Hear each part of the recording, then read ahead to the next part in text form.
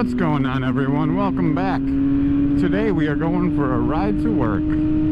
Today I'm actually working at a different facility than I normally do, which is about 35 miles away from my house. Normally my commute is about 13 miles. I do ride to work quite a bit.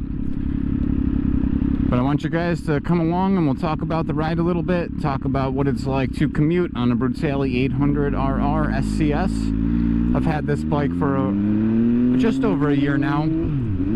I got just over 9,000 miles on it. So I do have quite a bit of experience riding it, commuting on it. And let's get into it.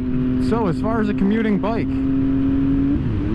it's awesome. I do have the SCS model, and I was a little hesitant to buy the SCS model. It was about a $500 option compared to the regular RR. And what the SCS is if you're not familiar, it stands for Smart Clutch System. So this has a recluse automatic clutch in it.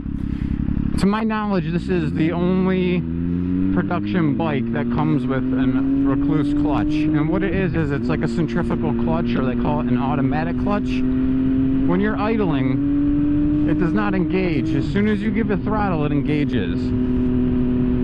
So why am I talking about this? If you're commuting, most people have to go through some urban areas in the city.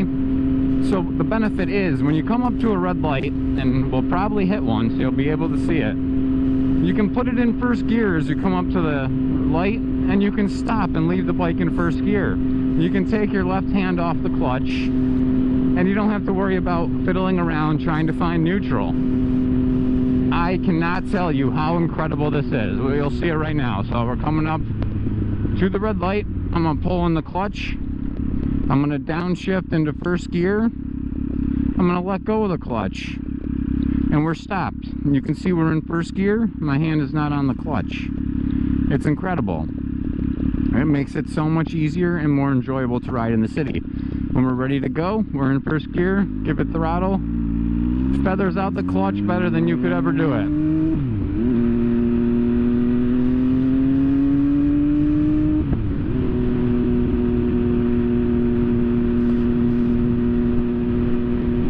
Now, what does this bike feel like when you're commuting? Well, this is a 3-cylinder engine. Coming from an MT-07, which had a parallel twin 689cc motor, that thing was torquey.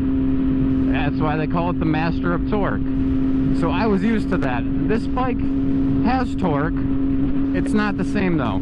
All the power on this bike is at the top of the rev range. You can, if you look at the torque curve, you can see it go up. So this has double the power of an MT-07, but it doesn't jolt you back, and it's not torquey. You can ride this around and relax on it. It's not going to rip your head off when you give it some throttle. So it's very enjoyable. It feels good in the lower RPMs. It's really enjoyable just to ride around town. And then when you really want to get out into the roads, you give it some throttle and it turns into a different animal. If we have to talk about a 3-cylinder on this bike compared to the 2-cylinder on the MT-07, compared to an inline 4-cylinder, I would say this leans more towards an inline 4 compared to a 2. The power is just all at the top. That's just the way the engine's tuned, the way it is. I kind of wish it had more bottom end torque like my MT-07. I miss it a little bit, but it is what it is. It's still an awesome bike. So much fun to ride. Well, I'm going to get on the Thruway soon, and we will check back in on the Thruway and talk about how it is on the Thruway. And one more thing, this is my new mic setup. I am trying to get the best setup for audio quality when I'm riding. So if this isn't the best, let me know in the comments. I'm going to be fiddling around with a few different microphones, trying out different placement, and see what I find feels the best, sounds the best, as far as the audio quality of my voice, as far as the sound of the bike, the sound around me. So if you have any suggestions or have a good setup yourself, let me know in the comments so I can try some different things out. Alright, we'll check back in on the Thruway. Alright, so we're getting on the Thruway now, going through the tolls. And you may ask, how do you go through the tolls? Well, I have an easy pass on my bike, and you can't see it because it's hidden. And I will make a separate video about this, but for those of you living in the States, I guess depending on the state, you may have different size tags, but I actually have the digital tag mounted up here in the dash inside, and it works awesome. You can never see it. I don't have to think about going through tolls, and it's awesome. Because I know for a long time people would have to fiddle around with their Easy Pass in their pocket or pull out the money and change when they're getting on the Thruway. With this setup, you don't have to worry about that. With that being said, we're on the Thruway now. So how is this bike on the Thruway? Well, as you can imagine, it's a naked bike, so you do have the wind right in your face. I'm doing about 86 now. Well, it says 86. That's another thing we can talk about. The speedometer on this bike reads about 10 to 11% over what you're actually going. I actually noticed this when I was commuting. On my way to work every day, it said I was going 85, and I was just passing cars when the speed limit was like 55, 65, and I'm thinking to myself, there's no way that everyone is driving 82, 83 miles an hour. It just doesn't make sense to me. So I pulled up a GPS app on my phone, and I ran it simultaneously, set the cruise control to a certain speed, and what do you know? If you set the cruise control to 70, GPS will read 63. You set the speedometer, or the cruise control, excuse me, at 100, the GPS will read 90. It's about 10%, 11%, seems like, reading over what you're going. I've reached out to MV to see if there's anything they can do to correct this, and it's within the threshold that they are allowed to program speedometers. I find it extremely annoying because I never really actually know how fast I'm going. I'm always speeding, I guess, but I guess that's the way it is. Another thing we can talk about too is a gas gauge. There is no gas gauge on this, I know, which I guess is not too uncommon with sportier bikes. However, when you pay $20,000 for a bike, is it that difficult to throw in a gas gauge? I don't know. Just my opinion. I feel like it's something that should be included, but I don't make the rules. I don't design the bikes, I just get to ride them and enjoy them. As you see here, we got about 26 miles to go on the Thruway here. We can see the sun coming up. Looks incredible. So back to what we were talking about before, the wind. It's a naked bike. You're going to get pounded with the wind when you're riding on the Thruway. It is what it is. I am not sure of any aftermarket windscreens that can be added to the bike. I've not seen any that are made for it. I know they do have some generic ones that you could probably find a way to mount, but the look of this bike, the way the front bearing is, I'm not sure what it's called, the dash cover, it would, in my opinion, it would kill the look of the bike, so you're just going to have to deal with the wind. And not to mention I have a camera and microphone set up on the front of the helmet, so that doesn't make the wind any easier either. So how does it feel on the Thruway? Awesome. I'm in 6th gear right now, running at about 7,000 RPMs. It says we're going 90, we're probably going 81. The speed limit here is 65, so all the cars are probably going 80, so I'm going with the flow of traffic. It's a little windy. I'm taking most of the wind right in the chest. I'm not the tallest person. I stand about 5'7". The seating position, it's pretty relaxed. In my opinion, there are more aggressive naked bikes, but this is kind of a mix. It's a little more sportier than my MT-07 was, and some of the other bikes. I've rode a 1290 Super Duke, and that was even more of an upright position compared to this, at least for me sitting on it. But we're going to ride for a little bit, and we'll check back in as we get closer. So while you're riding on the Thruway, you can be going in 6th gear. You have plenty of passing power if you do want to get around some cars. You just simple twist of the throttle. Another thing we can talk about too is the riding modes. This bike has a sport mode, a race mode, a rain mode, and a custom mode. I mostly keep it in custom mode, and those settings are in line with the race mode, except for the exception of the throttle response. When this is in race mode with the throttle response set up as high as it goes, I think it's called the throttle sensitivity. If you hit a bump and flip your wrist like that, you're going for a ride. It's almost not fun if you're just commuting. I do put it in race mode when I'm out riding in the twisties and I'm really focused on just riding. And that is because I want to be very in tune with the bike. When I'm just commuting, I don't want that throttle sensitivity like that. If I'm taking my hand off, I rest it on my lap.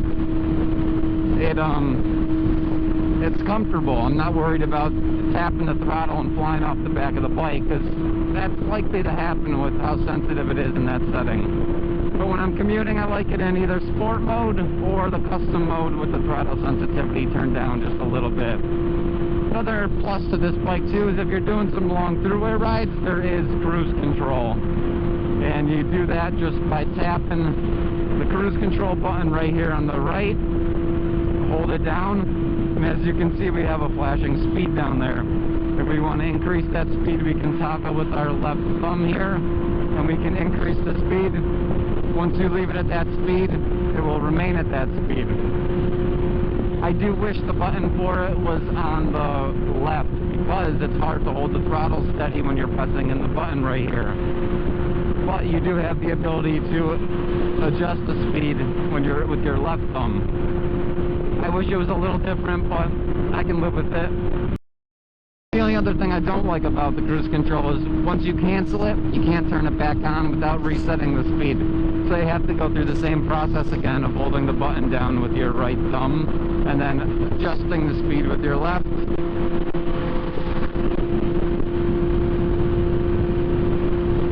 But if that's the way the cruise control works, I'll live with it, because it is very nice on those longer rides when you're on the Thruway. I am going to make a separate video going over the dashboard, all the different settings and what it looks like. I know there's not too many videos out there that go over that. MV does have it on their page, overview of it, but I'm going to give you my overview with how I feel about each of the settings, what I've found I like best, what I don't like about each setting, and yeah. So you can check out that video coming soon. I'm also going to do a 10,000 mile review on the bike.